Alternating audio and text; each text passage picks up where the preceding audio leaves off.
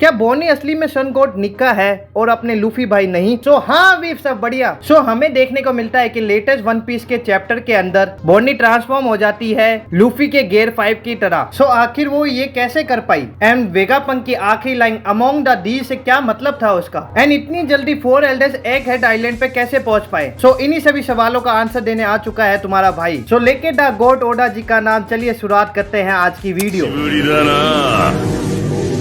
麦わらのルフィ海賊王になる男だ。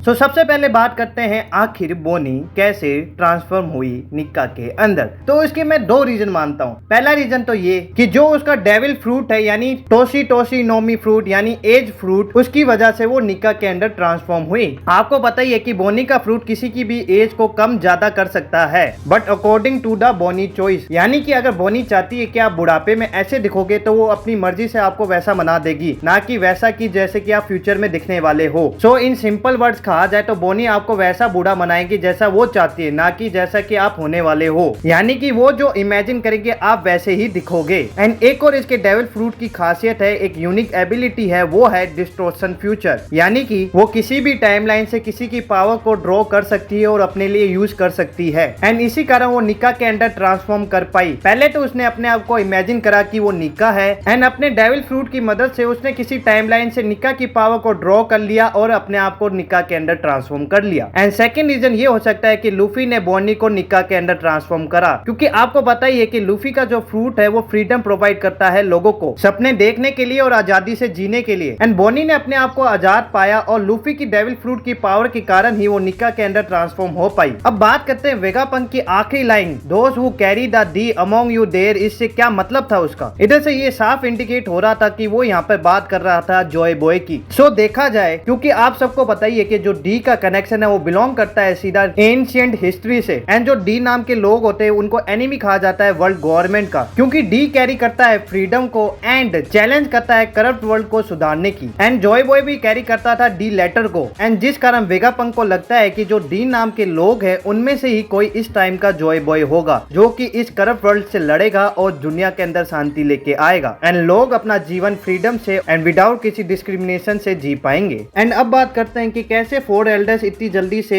egg head island पे पहुंच पाए। सो देखा जाए तो ये कोई सैटर्न की कोई पावर होगी जिस कारण उसने 4 एल्डर्स को भी अपने पास जल्दी से बुला लिया। एंड इस पावर को यूज करने के लिए सैटर्न का वहां होना जरूरी था, क्योंकि वो अगर ऐसे ही आ सकते थे तो वो पहले ही आ जाते, मगर ऐसा हुआ नहीं। और मे भी ये 5 एल्डर्स में से किसी की पावर होगी, मगर उनमें से एक का होना उधर जरूरी होगा, तभी वो इस पावर को यूज कर पाएंगे। एंड आपको क्या लगता है बोनी का निक्का बनने के पीछे और क्या रीजन हो सकते हैं, और वेगापंक डी से लेके क्या कहने वाला था? कमेंट बॉक्स में अपनी थिंकिंग और अपनी थ्योरी हमारे साथ शेयर करिए। मिलते हैं आपसे किसी और वीडियो के अंदर, तब तक के लिए देखते रहिए ऐसी इंटरेस्टिंग वीडियोस के लिए वी मास्टर्स।